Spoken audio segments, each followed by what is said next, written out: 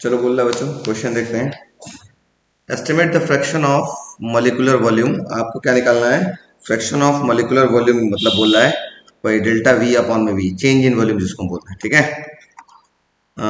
Volume to the actual volume occupied by oxygen gas at STP. STP का मतलब होता है standard temperature and pressure. Take the diameter of oxygen molecule to be, जो diameter of oxygen molecule है वो बोल रहा है क्या, ले लीजिए आप 3 एंगस्ट्रॉन। तो ये होगा 3 × 10⁻⁻10।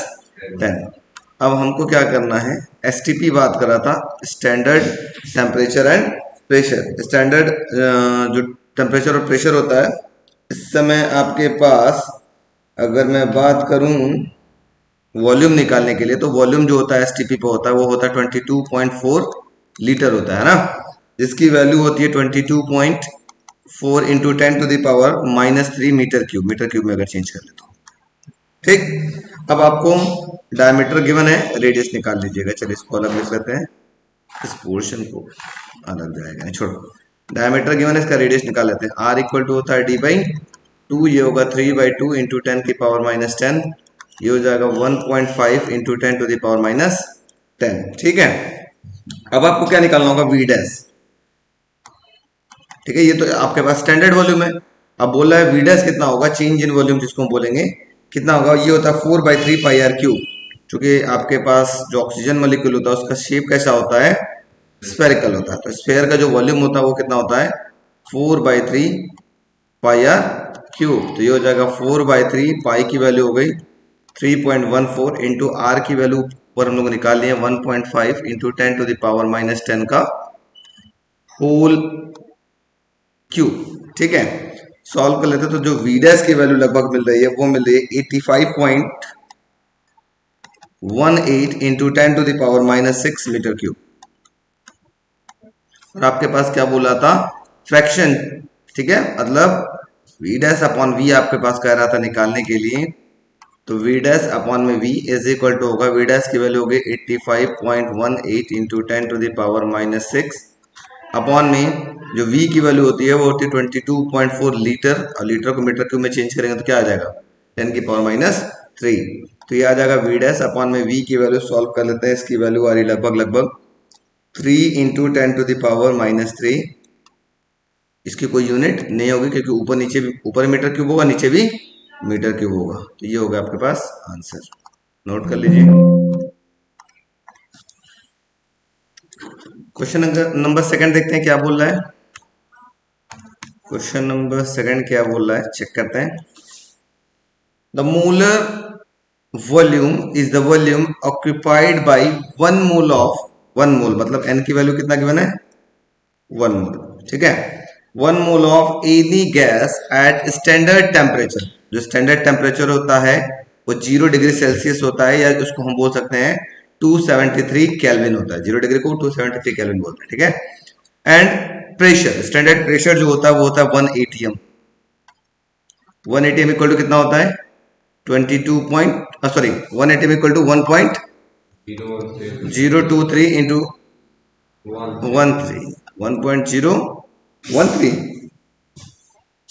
1.013 इंटू 10⁻5 पास्कल। और कह रहा है कि प्रूफ करिए कि जो इसका वॉल्यूम होता है स्टैंडर्ड टेम्परेचर प्रेशर पे जो वॉल्यूम होता है वो कितना होता है 22.4 लीटर होता है, वो आपको प्रूफ करना है, ठीक है। तो देखो प्रूफ इसका, ठीक है बच्चों। तो हमारे पास एक फॉर्मूला आएगा, देखो P दिख रहा है, T दिख रहा है, N दिख रहा है, तो हम लोग लगा सकते हैं क्या, PV is equal to nRT लिख सकते हैं। तो V बराबर क्या होगा nRT/P। N की वैल्यू 1 मोल, R की वैल्यू 8.31, T की वैल्यू 273 होल अपॉन में प्रेशर जो होता है 1.013 इंटू 10⁻5 पास्कल। इसको जब सॉल्व करेंगे तो इसकी वैल्यू आएगी 22.4 इंटू 10⁻³ मीटर क्यूब आएगा। अब इसको अगर आप लीटर में चेंज करेंगे तो ये क्या हो जाएगा आपके पास 22.4 लीटर। बात समझ में आ गई, नोट कर लो फटाफट। क्वेश्चन क्या कह रहा है, देखो नेक्स्ट क्वेश्चन है हमारे पास। क्वेश्चन ये कह रहा है an air bubble of volume 1 centimetre cube. एक एयर बबल है जिसका वॉल्यूम कितना है 1 सेंटीमीटर क्यूब। ठीक है, वॉल्यूम ऑफ एयर बबल जिसकी वैल्यू है 1 सेंटीमीटर क्यूब। इसको मीटर क्यूब में चेंज करोगे तो कितना आएगा जल्दी बताओ। 10⁻⁻⁶मीटर क्यूब आ जाएगा ना। ये 1 सेंटीमीटर में होता है 10⁻⁻²। 10⁻⁻² का होल क्यूब करो क्योंकि सेंटीमीटर का क्यूब है तो कितना आ जाएगा 10⁻⁶मीटर cube. Rises from the bottom of lake. बड़ा अच्छा सा क्वेश्चन है बच्चों। ये सपोज करो आपके पास एक लेक है, मान लो सपोज दैट ये लेक है आपके पास ऐसा। ठीक है, और एयर बबल है कुछ इस प्रकार से। ठीक है, यहां से ये क्या हो रहा है, एयर बबल ऊपर की ओर उठ रहा है, राइज कर रहा है। ठीक है, rises from the bottom of a lake 40 metre deep. इसकी जो हाइट है वो कितना दिया है आपके पास 40 मीटर। ठीक है, हाइट ऑफ जो लेक है वो हम लोग लिख लेते हैं 40 metre. At a temperature of 12 degree Celsius. उस समय उसका टेम्परेचर कितना था 12 degree Celsius. To what volume does it grow when it reaches the surface. ये जाएगा जब ऊपर तो इसका साइज क्या होगा, बढ़ता जाएगा। तो इसका वॉल्यूम कितना चेंज होगा, इसको मान लेते हैं वॉल्यूम V1। जब ये सरफेस पर आएगा ये आपके पास हो सकता है ये थोड़ा बड़ा हो चुका हो, है ना। तो कितना वॉल्यूम ग्रो किया होगा वो आपको निकालना है जब ये सरफेस तक रीच किया होगा। Eight which the temperature is, उस समय इसका टेम्परेचर कितना है, T2 की वैल्यू कितना है, ये T1 बोलो, T2 की वैल्यू कितना है 35 डिग्री सेल्सियस। मैंने पहले बताया भाई एयर बबल भी है, जैसे जैसे वो गर्म होगा हीट होगा तो एक्सपेंड करता है। बता ना टायर वाला एग्जांपल भी, ये टायर भी रहता था रोड पे चलते चलते वो एक्सपेंड होता था, फूलता है। या बलून भी फूक करके रख दो धूप में, कुछ देर बाद वो फट जाता है, क्यों, क्योंकि एक्सपेंड होता है। ठीक है, तो कितना ऊपर आते आते कितना एक्सपेंड करेगा वॉल्यूम वो आपको निकालना है। तो सबसे पहले बच्चों हमको निकाल लेते हैं ना, पानी के अंदर जब एयर बबल है तो प्रेशर कितना लग रहा है। ठीक है, तो सबसे पहले बात कर लेते हैं टोटल प्रेशर या pressure on the bubble. Pressure on the bubble inside the water. मतलब पानी के अंदर जब ये बबल था तो टोटल प्रेशर कितना लगा। तो बच्चों थोड़ा ध्यान से समझना, इसमें दो टाइप के प्रेशर लग रहे हैं। एक तो ऊपर से एटमॉस्फेरिक प्रेशर लग रहा होगा, ठीक है, जिसको हम बोल लेते हैं PA, प्लस ये कितने हाइट अंदर है ना, उसकी भी प्रेशर लग रही होगी जिसकी वैल्यू होती है H ρg। याद करो फ्लूइड वाला चैप्टर हमने पढ़ा था, pressure exerted by liquid column. अगर लिक्विड थोड़ा सा भरा है तो प्रेशर थोड़ा कम लगेगा, लिक्विड थोड़ा और भरा है तो प्रेशर थोड़ा और ज्यादा लगेगा, लगता था ना। तो डिपेंड करेगा कितने हाइट के अंदर ये आपके पास बबल है। ठीक है, उस पर भी डिपेंड करेगा लिक्विड पे। तो एटमॉस्फेरिक प्रेशर तो हो गया बच्चों हमारे पास 1.013 इंटू 10⁵ पास्कल। कितने हाइट पे है ये, जमीन के अंदर कितना है 40 मीटर। डेंसिटी ऑफ वाटर कितना हो जाएगा आपके पास, डेंसिटी ऑफ वाटर आपके पास होता है 1000, मतलब 10⁻³ और G की वैल्यू कितना हो गया 9.8। तो ये मान लेते हैं प्रेशर P1। ये कब प्रेशर था, जब ये सरफेस पे था। ठीक है, तो सरफेस पे P1 की वैल्यू हमने निकाला तो इसकी वैल्यू लगभग आ रहा है 4.93 इंटू 10⁵ पास्कल। ये प्रेशर कहां का निकला, जब कहां था सरफेस पे था। ठीक है, मतलब यहां पर था, बॉटम पे था, तो प्रेशर कितना लग रहा था। अब बॉटम पे आपको प्रेशर पता है, बॉटम पर आपको वॉल्यूम पता है, बॉटम पे आपको टेम्परेचर पता है। ठीक है, उसी प्रकार हम बात कर लेते हैं जब ये आउटसाइड आ जाएगा तो प्रेशर कितना होगा। मतलब ये जब इस सरफेस पे आ चुका होगा, ये जो आपके पास बबल है सरफेस पे आ चुका होगा, तो इस समय प्रेशर कितना लगेगा। तो ऐसे लिख लेते हैं, सेकंड पॉइंट ऐसे लिख लेते हैं, प्रेशर ऑन a bubble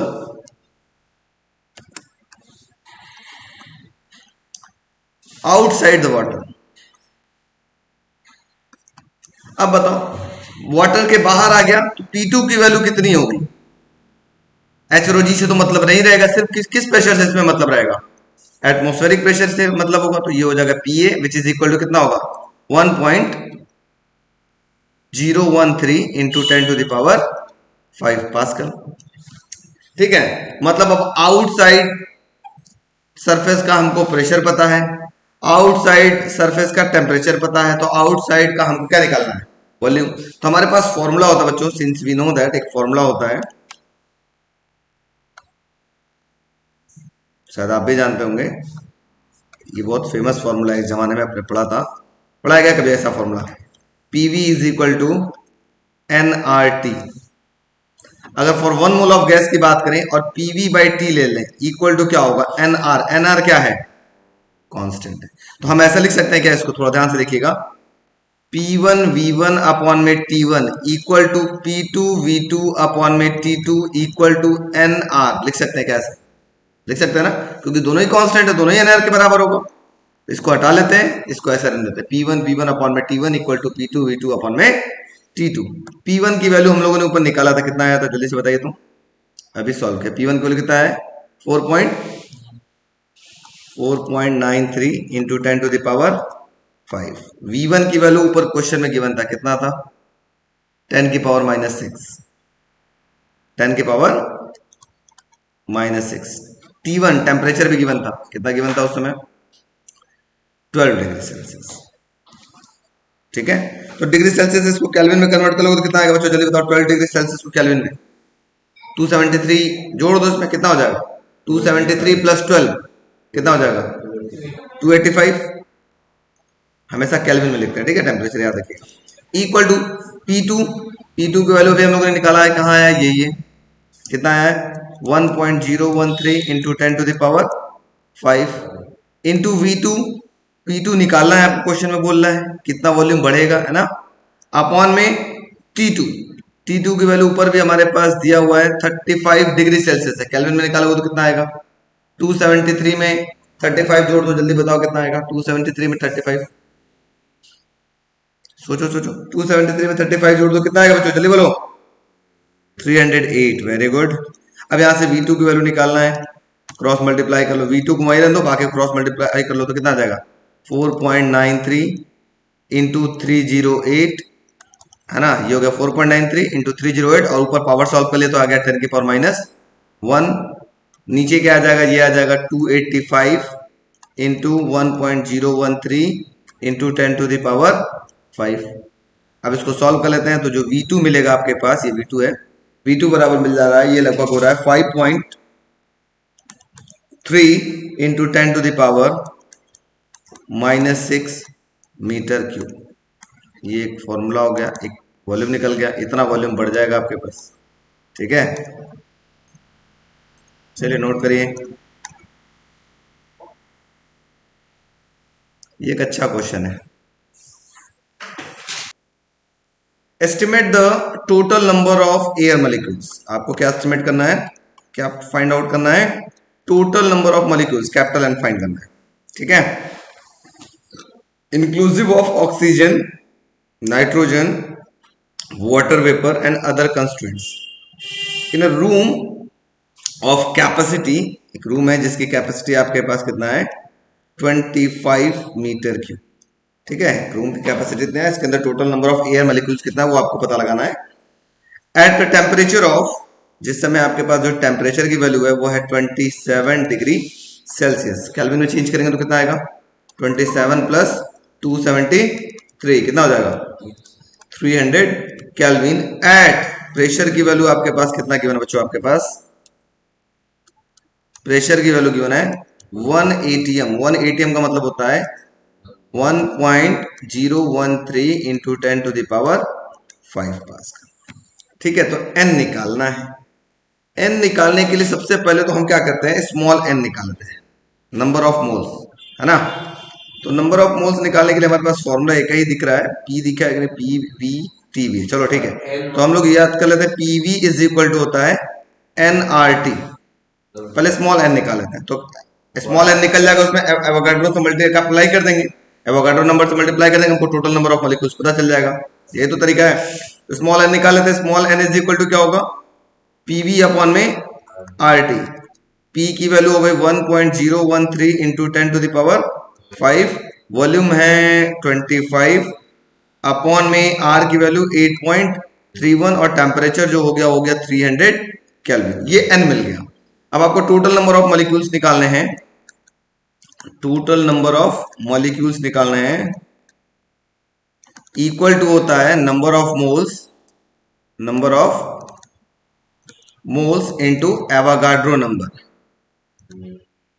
बताया था ना, हम ऐसा एवोगाड्रो नंबर में अगर नंबर ऑफ मोल्स से मल्टीप्लाई कर देंगे, पता चल जाएगा टोटल नंबर ऑफ मॉलिक्यूल्स कितने हैं। तो टोटल नंबर ऑफ मॉलिक्यूल्स थे आपके पास 1.013 into 10 to the power 5 into 25 whole upon में 8.31 इंटू 300, और एवोगाड्रो नंबर होता है 6.023 इंटू 10 टू द पावर 24। कितना 24 ना, 23 sorry, 6 into 10 to the power 23। Solve कर लेते हैं। तो टोटल नंबर ऑफ जो मॉलिक्यूल्स आ रहा है 6.023 into 10 to the power 23। Solve कर लेते हैं। इसकी वैल्यू जो आ रही है लगभग आ रही है 6.10 into 10 to the power 26 molecules. इतने नंबर ऑफ मॉलिक्यूल्स होंगे। बहुत सिंपल है, एन निकाल लो, एन में हमेशा एवोगाड्रो नंबर से मल्टीप्लाई कर लोगे, नंबर ऑफ मॉलिक्यूल्स आपको फाइंड आउट हो जाएगा। नोट कर लो फटाफट।